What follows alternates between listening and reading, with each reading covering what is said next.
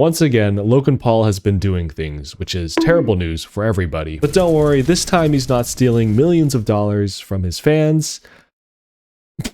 What am I saying? Of course he is. You probably know that Logan Paul recently launched the sale of his $5 million Pikachu Illustrator card. So today we're going to do a little bit of a deep dive into that, along with the many other atrocious things he's done in the Pokemon community, and as of recently, the One Piece community as well. I did watch the live action show on Netflix. It was great. Luffy D Monkey, shout out Luffy. Monkey D. Luffy.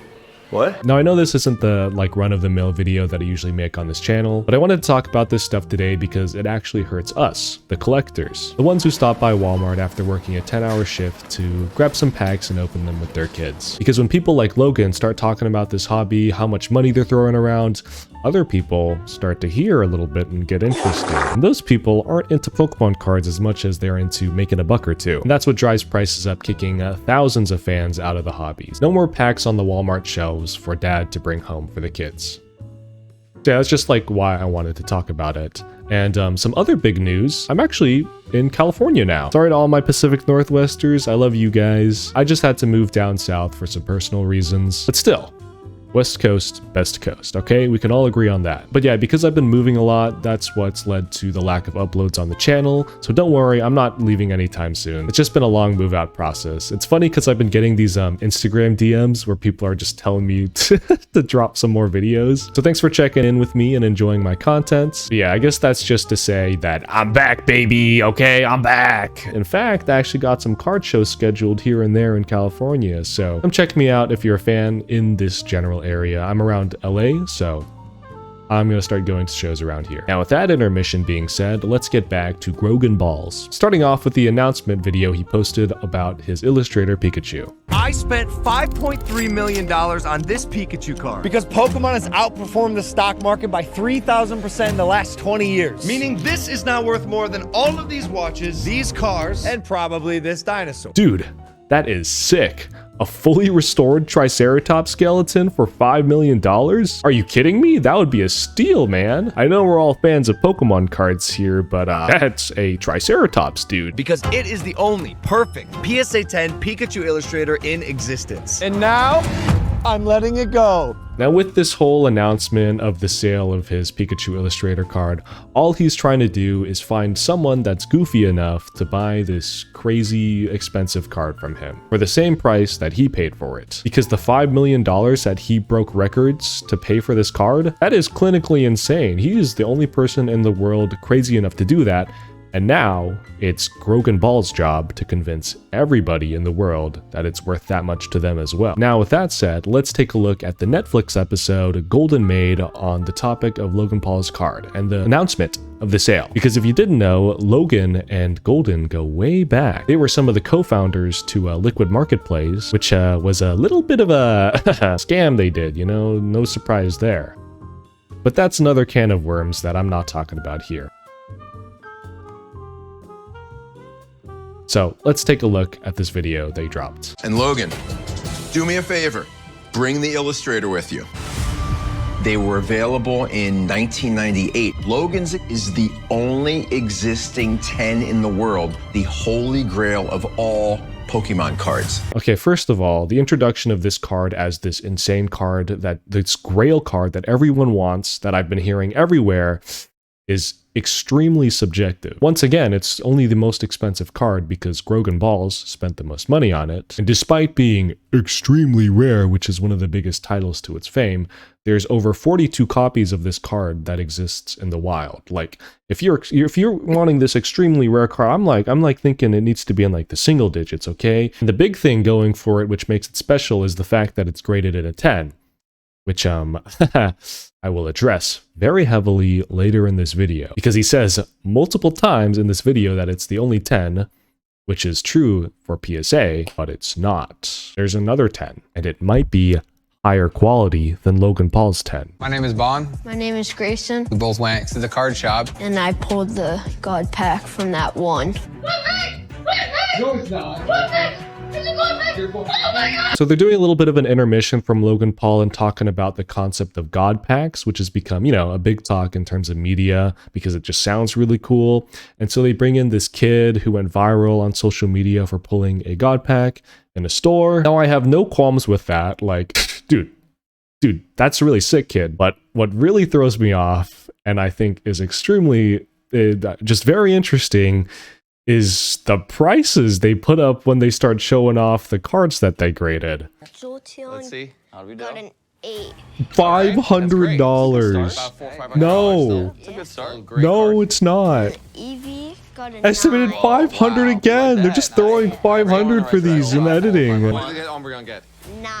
Estimated value 500. 500. And this moment is exactly what feeds into what I hate about media's portrayal of Pokemon cards. Because when all the press around it becomes about how much money you can make with it, people start throwing a lot of money at it. But let's get back to the important part, which is whether the kid decides to sell or keep these cards. Grayson has the opportunity to either sell these cards with us for thousands of dollars or keep them in his collection.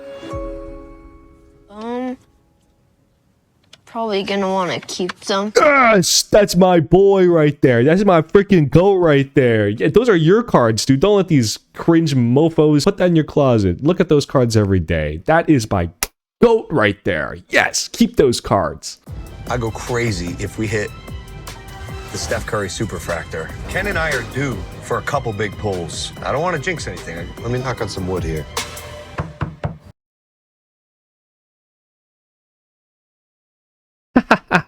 Then again, we wouldn't want to jinx anything, so let's knock on some wood here. What's up, guys? No, stop. You gotta keep me humble. Stop. I like this part specifically because Logan Paul is doing this like, oh, I'm so famous bit. Oh, you gotta humble me. And then we immediately pan to just a room full of people staring at their phone. All right, guys, put away the cameras, stop clapping. You gotta keep me humble here. You gotta keep me humble. Stop. I'm down to gamble, bro. I have a very expensive wedding coming up. I could use the funds. You know what else would pay for that big wedding of yours, Logan? I don't know. Maybe one of those multi-million-dollar scams you've done in the past. But that's just wishful thinking, okay? I know you need that big billion-dollar sale of this card, okay? Most of this video is actually just them ripping open packs. They open these like sports boxes and stuff looking for this Super Prism Steph Curry Superfractor card. We're not going to watch all that stuff, but I just find it super entertaining because as someone with a quarter of the talent and expertise and money that these people have, their commentary is so extremely dry and boring. Okay, so no. Nothing in this bag. Blasted out here. Ken, it's bad. No. All he does is open these packs and go, nope, while he doesn't obviously hit anything because, 99.9% of these packs aren't going to have a hit. And then there's Logan on the other side who's just mogging the camera. Nope. That was not a good box. Okay. Time to regroup. Oh, nope. All right, no hit. Yeah, they open a bunch of packs and looks like the knocking on wood did not work at all. Let me knock on some wood here. And this is how they react after it all. Oh my God, please. Oh my God. I can't believe you just did that. I'm starting to see why these guys are such good business partners together. That's the #1 card. Now is the time. Card means a lot to me, right? It's the card. It's the only PSA 10. All right, once again, Grail is a term that's very loosely thrown out here. Because the thing is, Grogan Balls, this card is your Grail, not my Grail, okay? In fact, let me introduce you to a better card that could be the holy grail of Pokemon cards. The Koro Pokemon Snap Pikachu card. And there is a lot of reasons why I love this card, okay? Just look at this card. Look at that guy. He's so silly. Isn't that amazing? Because first of all, this is like an actual Pokemon card, not like, it's the Illustrator card. The Illustrator card is an Illustrator card, so it embodies the Pokemon card better, is what I should be saying. I think that puts it better. Second of all, as I mentioned, the art is better as well, okay? I mean, it was, if you don't know the history behind this card, there is this photo contest for Pokemon Snap where people, you know, submitted their favorite funny photos they took, and this Pikachu was one of them, and they turned them into real Pokemon cards, which leads me to the third point. There are actually less copies of this card that exist in the world. There's only 20 of these printed compared to the speculated over 42 of the Illustrator Pokemon cards out there. So in general, this is a rarer card to have. And last of all, it's just as vintage as the Illustrator Pikachu. It came out in 1999, the Illustrator came out in 1998. Yeah, okay, 1 year difference, but like, at that point, we're talking the same numbers here. And the fact that there's over less than half of these exist, I believe makes this the better card with the better art. This is what I would call the better grail, but it's all subjective is my point. But anyways, with all this talk about the Pikachu Illustrator being the only PSA 10, which is said multiple times over the courses of all the videos Logan has, let's take a look at that fact, shall we? Yeah, this card is not deserving of a 10 whatsoever. And the fact is, it wasn't given a 10 as the initial grade. This exact card was graded as a 9 multiple times. It just got resubmitted enough that eventually one of the times they submitted it hit 10. This was back in the day where submitting cards was cheaper, like a quarter of the price than it is now. So if you submitted a clean copy of a card enough times, it would eventually get a 10. They weren't as strict at the time, and that's the only reason it slid through. Like, looking at that quality, that's not passing as a 10. And as I mentioned before, the main claim to fame, the reason why PSA 10s are gonna cost the most is because they're the best quality card that exists out there. Now, how would you feel if you had the best quality card in existence, you claimed it was the best quality card in existence, and it wasn't the best quality card in existence? Because let me introduce you to the Tag 10 Pikachu Illustrator card. And we can take a look at the stats right now. Let's take a look. Here's the website where you can look at all of the stats of the Gem Mint 10 Pokemon Illustrator Korokoro Comics Illustration Contest prize. It's the only number one, only Gem Mint card in its population as Tag holds it. The only other 10 in existence is the PSA 10. You can see the centering is 55-45, which is also within PSA standards. The back centering obviously is going to be worse, but it's also within standards over here. You can see close-ups of every single angle of this card. Here you can zoom in, take a look, you know, drag all the corners, and you can see this top right corner, which was super messed up on that PSA card, flawless. This bottom right corner, flawless. Bottom left, top left. I think this top left has a little mark, even if you can't see it. Oh no, it's the bottom left. Has a little mark right there. You can see all of the dings because they're shown in this extensive report. Look at all of this data that shows how perfect this card is. You even have whatever surface scan this is that shows there's no imperfections, there's no surface damage or anything on this card. And all of this proof, all of these close-ups proves one simple fact. You're not special if you buy the PSA 10 Pikachu Illustrator card, because a better quality of that card exists. So yeah, that's the Netflix episode summed up. Logan Paul makes a deal with Golden to sell it on his website. You know, nothing special. They're partners in crime, and the rest is history. The auction's still going. Now, before we move on, I want to talk about this projection that people keep referencing on Polymarket. Logan Paul's Pikachu Illustrator sale on Polymarket.com. Predicted value, $13 million. Bro, that's fucking insane. Now, if you don't know, the average sale based on these predictions people are making is that the card will go for $13 million. Now, the reason I'm doing all of these little subtle hand signals that imply that everything is fake and bull is because it is fake and bull.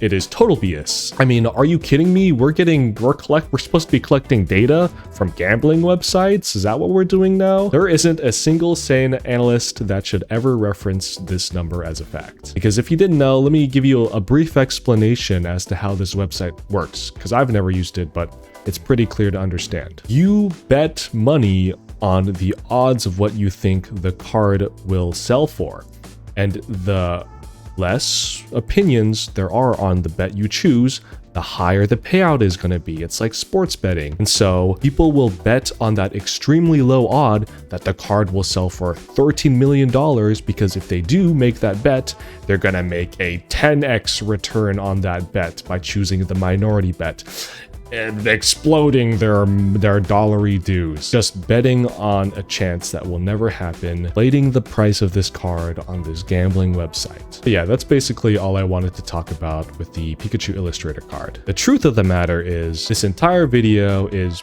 pretty useless and feeds into the narrative that Logan Paul creates. The very act of me talking about the card this second brings more press out of it, more eyeballs looking, and more people talking. Because this is how Logan Paul is a master at capturing attention. That's the currency he controls best. It all boils down to how he controls one word very well: demand. As we all know, demand fundamentally determines what everything is worth. You're a smart cookie, I don't need to explain demand to you. God. I hate when YouTubers explain the most basic concepts. Talking as a YouTuber to a viewer, as a viewer who watches YouTube videos, I hate when YouTubers over-explain concepts that everyone knows. There's no one better at creating want than Logan Paul. He's an organically grown, grassroots celebrity. You gotta respect him in that aspect. He's not some nepo baby billionaire made from a father who owned an emerald mine in Africa, okay? I hate the guy, but he's good at what he does. I'm reading the resume. That's because he's very good at hype, which is interchangeable with demand. As we all know, the whole Pokemon craze started over COVID because Logan Paul had a newfound interest in vintage Pokemon cards. He was doing pack breaks, box breaks of all these vintage base set Shadowless packs. He was looking for that Shadowless Charizard. Bradley Martin, on behalf of the Pokepets. And that got a lot of press at the time. Everyone, you know, even if you didn't like the guy, it's interesting to see someone open some packs. And so he created a lot of demand at that time for vintage packs, vintage like cards, Shadowless cards. And those cards exploded in terms of price at that time. There was a general boom in the card space that no one had seen for a very long time. And you know, it's since died down, but that's the kind of hype and demand that Logan Paul is very good at creating, and that's how it can affect markets. He blows up prices and cashes out when they're at an all-time high. Why would he sell a Illustrator card if he thinks it's going to be a $10 million asset in the future? Okay, this guy's all about money. He does things for a reason, all right? What I find interesting now is that he's moving on to One Piece, now that that's booming. This is major.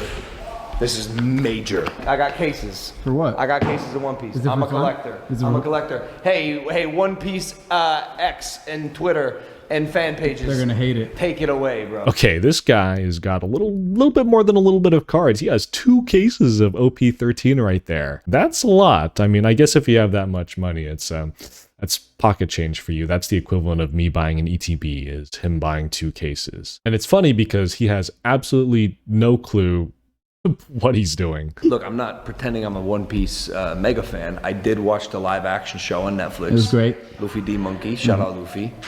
Monkey D. Luffy. What? Monkey D. Luffy. All right, so that's where the Luffy D Monkey clip I've been seeing around circulating came from. And here's the thing, he's clearly, you know, pretty aware of the reaction he's going to get online. The One Piece fandom is angry that I got Luffy D Monkey boxes. Look, you guys have nothing to be concerned about because I love Pokemon. I don't know what to say, but I heard ripping One Piece was fun. I want to rip a couple boxes, bro. Calm down. You guys are weird. Get this attitude of like, oh, they're my toys and this is our sandbox. Like, shut up. If I want to be a dweeb with you guys, I'm gonna do it. All right, we got a floating angry cloud woman. A nice countryside with a windmill. That's nice. A butt chin Frankenstein. Like an OnlyFans chick, probably. OnlyFans chick with pink hair. Oh, that's why they like it. Oh, because they're hornballs. They're gooners, bro. They're gooners, bro. Hey, yo, One Piece fans, we figured you guys out. You're gooners, bro. Look, of course you guys like this shit. I mean, he ain't wrong though, okay? He's not wrong. Gooner's gotta goon a little bit, all right? It's funny because Grogan gives massive frat boy energy. He's definitely the sports jock type vibe, you know? But despite it all, you know, my boy likes to do a little bit of gambling, okay? Don't we all? I like to do a little bit of pack openings on the side. So honestly, it's not a surprise to any of us that he bought some One Piece now that he heard it was the talk of the town. And I'm sure his intentions were innocent. He just wants to, you know, open a couple packs. But when you do that, you post it online and you show off how many boxes you bought, then you bring all this media to it, it's gonna do something, all right? Because people start talking. You'd be shocked at how many people at my booth or just friends come up to me who barely know the card space, barely know One Piece and Pokemon cards, and talk about and mention how Logan Paul is, diving into One Piece. That's just the impact Logan Paul has on hobbies. After all, if Logan Paul wants it, you want it too. It's all about greed, money, and how to get more of it. Same with CryptoZoo, same with Liquid Marketplace, same with Prime Energy. So I know you're thinking, Snomnom as a superior philosopher, the newborn Isaac Newton. Hey, that's not a philosopher. The newborn Confucius, because that guy's Asian, of this generation, what is the impeccable advice that you can bestow upon us commoners to not get afflicted by Pogan Ball's disease, as a way to call it? Well, the solution is very simple, okay? Don't let other people, other kids on the playground tell you what you like. Rip the packs you like over the popular ones. Don't let Logan Paul choose what you like, okay? I say it now and it sounds crazy, but there's so many people that determine their taste that way. Instead, let me determine what you like. You should like Snom cards. Actually, you shouldn't like Snom cards. Don't like Snom cards. You better hate Snom cards because they're all mine. Snom from Temporal Forces, don't buy that card. It's a terrible card that you should never buy, okay? That's the trick. Like your niche Pokemon, and as always, have a good day.